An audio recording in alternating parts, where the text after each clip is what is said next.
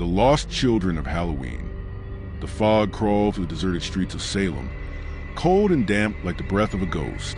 It was Halloween night, and despite the houses decorated with smiling pumpkins and fake cobwebs, an oppressive silence reigned. The annual party in Gallows Hill Square, usually vibrant and noisy, had been canceled. A palpable fear hung in the air, thicker than the fog itself. 2 weeks earlier, something terrible had happened. Children began to disappear. First it was little Emily, only 6 years old, last seen chasing a black cat near the old cemetery. Then it was Tommy, 2 days later, who vanished while trick-or-treating on his street. And then silence. No clues, no witnesses, just the emptiness left by their absence. The town, once bustling with Halloween preparations, plunged into a silent and apprehensive mourning. The streets, once full of costumed children, were now deserted. Parents locked their doors, fearful what the darkness of night might bring. Sarah, a 17-year-old girl, felt the weight of that oppressive atmosphere more than anyone. Emily was her cousin, and her aunt's pain cut her to the heart.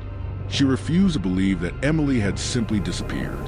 Something or someone had taken the girl. That Halloween night, Sarah sat by her bedroom window, watching the fog thicken outside.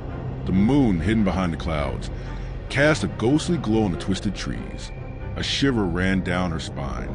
She had the strange feeling of being watched, determined to find out what happened to Emily and the other children. Sarah put on a dark coat and slipped out of the house. Her destination, the old cemetery, the last place Emily had been seen. The cemetery was a sinister place, even in daylight. At night, under the veil of fog and the sepulchral silence, it became terrifying. Old, cracked tombstones rose like decayed teeth, their inscriptions almost illegible in the dim moonlight. The wind howled through the trees, seeming to whisper macabre secrets. Sarah walked among the tombstones, her footsteps sinking into the damp earth. She called Emily's name, her trembling voice echoing in the silence. Suddenly, a noise made her freeze. It sounded like something or someone moving among the trees. Heart pounding, Sarah followed the sound. The fog became denser, making it difficult to see. She reached out, feeling her way between the tombstones.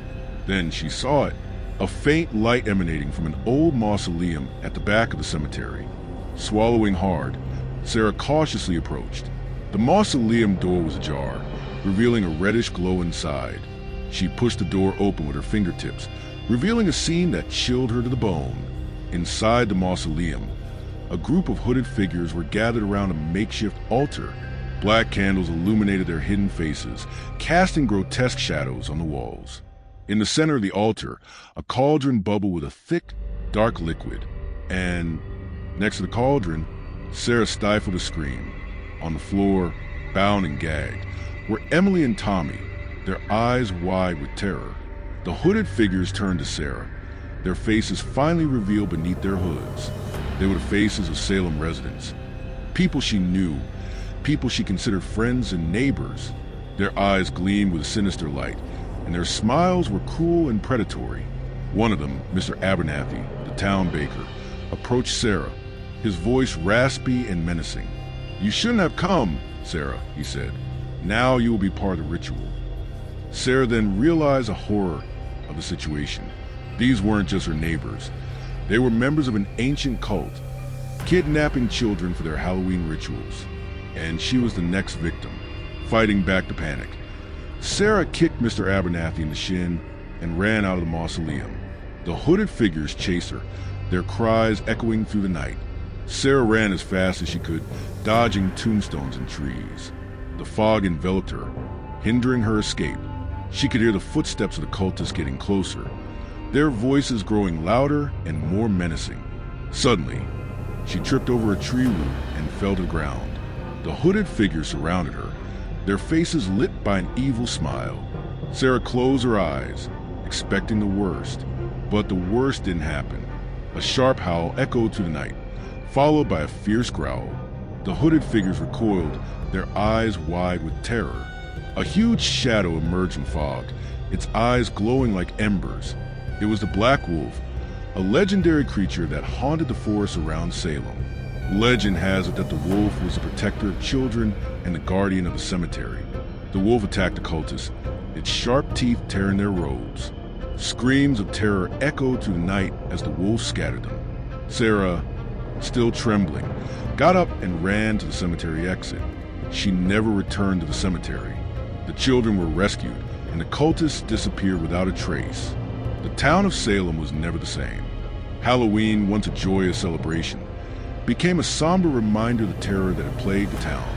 And the legend of the Black Wolf, the protector of children, continued to be told, a reminder that even in the deepest darkness, there is always hope. Hollow Creek's haunting. The flickering gaslight cast long, dancing shadows across the cobbled streets of Hollow Creek.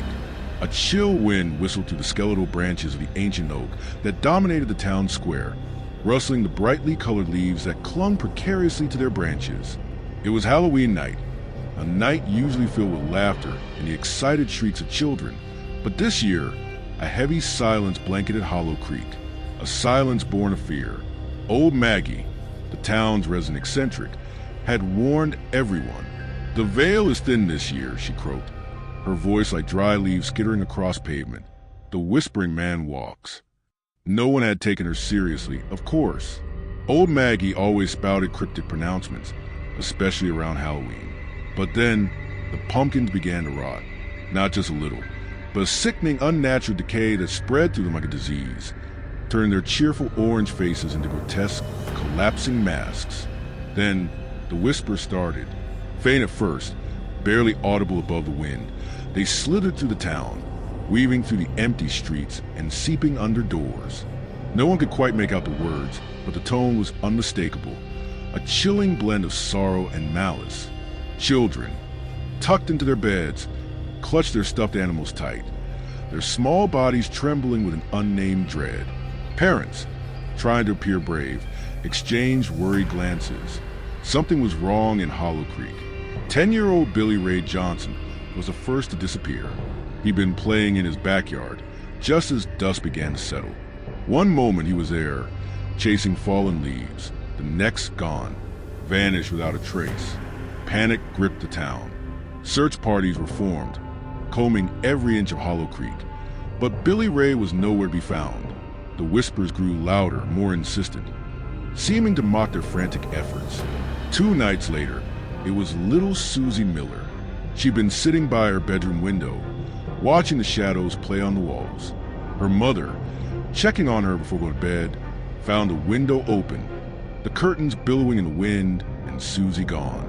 The whispers now seemed to be everywhere, clinging to the fog that rolled in from the river, swirling around the empty swings set in the park, even seeming to emanate from the decaying pumpkins that sat on porches, their rotting faces turned toward the empty streets. Sheriff Brody, a man known for his stoicism, was visibly shaken. He'd lived in Hollow Creek his entire life, and he'd never seen anything like this. He knew, deep in his gut, that old Maggie's ramblings were more than just the ravings of a senile woman. The whispering man was real. He remembered a story his grandfather used to tell, a chilling tale of a spectral figure who wandered the earth, collecting lost souls, luring them away with whispers of forgotten memories and promises of peace. He dismissed it as a child's tale, but now, on Halloween night, Sheriff Brody sat alone in his office, the only sound the rhythmic tick-tock of the old grandfather clock in the corner. The whispers were louder than ever, swirling around him like a vortex of despair. He knew what he had to do. He grabbed his flashlight and his shotgun and stepped out into the fog-laden night. He followed the whispers, drawn toward the ancient oak in the town square. As he approached, he saw a figure standing beneath the tree, shrouded in shadows. The whispers seemed to emanate from him, a low, mournful drone that chilled Sheriff Brody to the bone. The figure turned, and Sheriff Brody gasped. He saw no face, only a swirling void where a face should be, surrounded by a tattered cloak that seemed to absorb the moonlight. He raised his shotgun, his hand trembling. "Who are you?" he demanded, his voice barely a whisper above the wind. The figure didn't speak. Instead, the whispers intensified, swirling around Sheriff Brody, wrapping around him like icy fingers.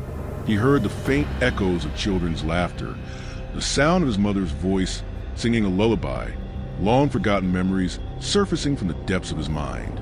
He felt a strange sense of peace, a yearning to join the Whisperers, to become one with the shadows.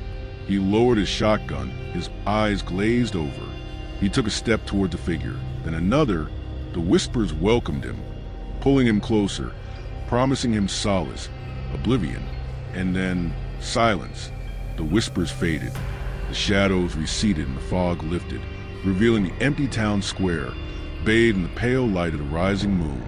The Whispering Man was gone, and so was Sheriff Brody. The next morning, the pumpkins on the porches of Hollow Creek were no longer rotting. They were fresh, vibrant, their carved smiles almost cheerful, but the silence remained, a heavy, oppressive silence, broken only by the rustling of the leaves of the ancient oak, whispering secrets to the wind. Night of the Scarecrow.